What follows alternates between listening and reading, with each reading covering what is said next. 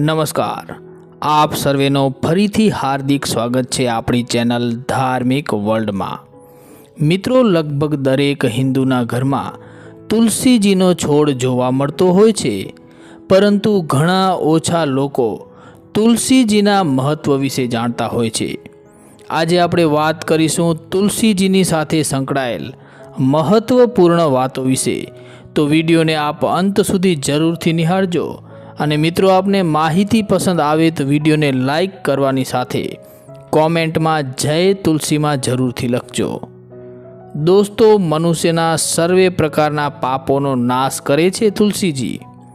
પૂરી શ્રદ્ધા અને ભક્તિભાવથી તુલસીજીની સેવા પૂજા કરવાથી મનુષ્યના સર્વે પાપોનો નાશ થાય છે। સર્વે લોકોના રક્ષક, વિશ્વાત્મા, વિશ્વના પાલક ભગવાન પુરુષોત્તમ તુલસીજીના છોડમાં વાસ કરે છે। દર્શન, સ્પર્શ, નામ સ્મરણ, ધારણ અને પ્રદાન કરવાથી પણ તુલસીજી મનુષ્યોના સર્વે પ્રકારના પાપોનો નાશ કરે છે। સવારે વહેલા ઉઠી સ્નાન કરીને જે વ્યક્તિ તુલસીજીના દર્શન કરે છે તેને સર્વે તીર્થોની યાત્રાનો ફળ પ્રાપ્ત થાય છે। તુલસીજીના છોડને ઘરમાં લગાવવાથી વાસ્તુ દોષ અને નકારાત્મક ઉર્જા સમાપ્ત થાય છે। શ્રી પુરુષોત્તમ ક્ષેત્રમાં ભગવાન ગદાધરના દર્શન કરવાથી જે પુણ્ય પ્રાપ્ત થાય છે તે પુણ્ય તુલસીજીના દર્શન કરવા માત્રથી જ પ્રાપ્ત થાય છે। તે દિવસને શુભ દિવસ કહેવામાં આવેલ છે કે જે દિવસે તુલસીજીના દર્શન થાય, અને તુલસીજીના દર્શન કરનારને વિપત્તિ થતી નથી, અથવા તો તેને વિપત્તિ આવતી નથી। અને એવી માન્યતા છે કે નિત્ય તુલસીજીના દર્શન કરવાથી નિંદિત પાપ પણ નષ્ટ થાય છે। જે વ્યક્તિ તુલસીજીના પાનનો સ્પર્શ કરી લે છે તે સર્વે પાપોમાંથી મુક્ત થઈને તે જ ક્ષણે શુદ્ધ થઈ જાય છે, અને અંતમાં દેવોને માટે પણ દુર્લભ એવા વિષ્ણુ પદની પ્રાપ્તિ કરે છે। તુલસીજીનો સ્પર્શ કરવો એ મુક્તિ અને પરમ વ્રત માનવામાં આવ્યા છે। જે વ્યક્તિએ તુલસીજીના છોડની પ્રદક્ષિણા કરેલ છે તેણે સાક્ષાત ભગવાન વિષ્ણુની પ્રદક્ષિણા કરી છે એવી ધાર્મિક માન્યતા છે।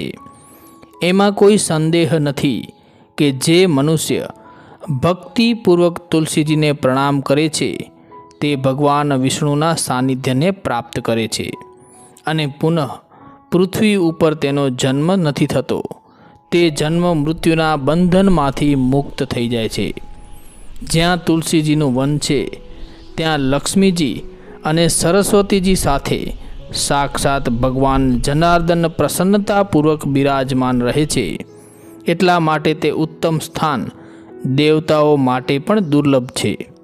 તે શ્રેષ્ઠ સ્થાનમાં જે પણ જાય છે તે ભગવાન વિષ્ણુના વૈકુંઠ ધામને પ્રાપ્ત કરે છે। જે વ્યક્તિ આ પાપનાશક ક્ષેત્ર એટલે કે તુલસી વનની અથવા તો તુલસીજીના ક્યારાની પૂરી ભક્તિભાવથી સાફ સફાઈ કરે છે, સ્વચ્છતા રાખે છે, તે સર્વે પાપોથી મુક્ત થઈને સ્વર્ગલોકની પ્રાપ્તિ કરે છે। જે વ્યક્તિ તુલસીજીના વૃક્ષના મૂળની માટીથી લલાટ, કંઠ, બંને કાન, બંને હાથ, મસ્તક, પીઠ, બંને બગલ તથા નાભી ઉપર ઉત્તમ તિલક લગાવે છે તે પુણ્યાત્માને શ્રેષ્ઠ વૈષ્ણવ સમજવું જોઈએ। જે વ્યક્તિ તુલસીજીની મંજરીથી ભગવાન વિષ્ણુનું પૂજન કરે છે તેને પણ સર્વે પાપોથી રહિત શ્રેષ્ઠ વૈષ્ણવ કહેવામાં આવેલ છે। જે વ્યક્તિ વૈશાખ, કારતક તથા માઘ માસમાં પ્રાતઃકાળમાં સ્નાન કરીને પરમાત્મા ભગવાન શ્રી હરિ વિષ્ણુને વિધિ વિધાનથી તુલસીપત્ર અર્પણ કરે છે તેનો પુણ્ય ફળ અનંત માનવામાં આવ્યું છે।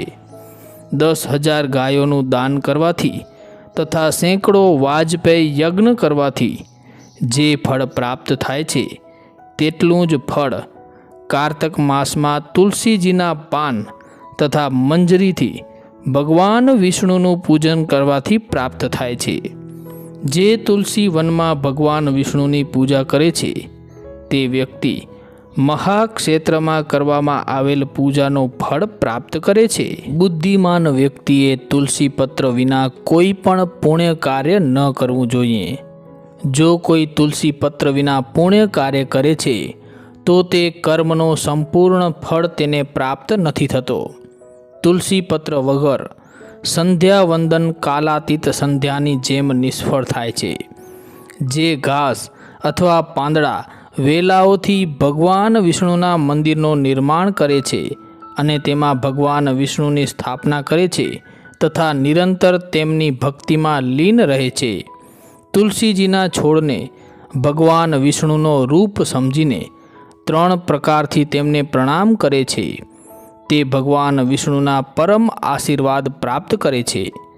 જે વ્યક્તિ બુદ્ધિપૂર્વક 3 વાર અથવા 7 વાર તુલસીજીની પ્રદક્ષિણા કરે છે અને સંસારથી ઉદ્ધાર કરનારી ભગવતી તુલસીજીને પ્રાર્થના કરે છે કે જેવી રીતે સાક્ષાત ગંગા સર્વે નદીઓમાં શ્રેષ્ઠ છે, તેવી રીતે લોકોને પવિત્ર કરનાર વૃક્ષોમાં સાક્ષાત તુલસી સ્વરૂપિણી શ્રેષ્ઠ છે અને ભક્તિપૂર્વક પ્રણામ કરે છે, તે ઘોર સંકટથી મુક્ત થઈ જાય છે. બ્રહ્મા, વિષ્ણુ આદિ પ્રમુખ દેવતાઓ દ્વારા પૂર્વે તમે પૂજાયા છો. આપ વિશ્વને પવિત્ર કરવાના હેતુથી પૃથ્વી પર ઉત્પન્ન થયા છો.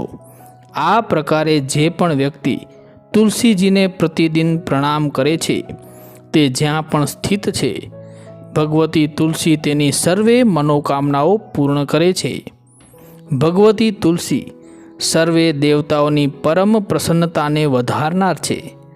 જ્યાં તુલસી વન હોય છે ત્યાં દેવતાઓનો વાસ હોય છે અને પિતૃગણ પરમ પ્રીતિપૂર્વક તુલસી વનમાં નિવાસ કરે છે. પિતૃ દેવાર્ચન વગેરે કાર્યમાં તુલસી પત્ર જરૂરથી પ્રદાન કરવું જોઈએ. આ કાર્યોમાં તુલસી પત્ર ન રાખવાથી મનુષ્ય તે કાર્યનો સંપૂર્ણ ફળ પ્રાપ્ત નથી કરતો. તુલસીને ત્રિલોકીનાથ ભગવાન વિષ્ણુ અને સર્વે દેવી દેવતાઓ અને વિશેષ રૂપથી પિતૃઓ માટે પરમ પ્રસન્નતા આપનાર સમજવી જોઈએ. એટલા માટે દેવ તથા પિતૃ કાર્યમાં તુલસી પત્ર અવશ્ય સમર્પિત કરવું જોઈએ. જ્યાં તુલસીજીનો છોડ સ્થિત છે ત્યાં સર્વે તીર્થોની સાથે સાક્ષાત ભગવતી ગંગા સદા નિવાસ કરે છે. જો અત્યંત ભાગ્યવશ આમળાનો ઝાડ તુલસીજીના છોડની પાસે હોય તો તે સ્થાન અધિક પુણ્યદાયક પ્રદાન કરનાર સમજવું જોઈએ.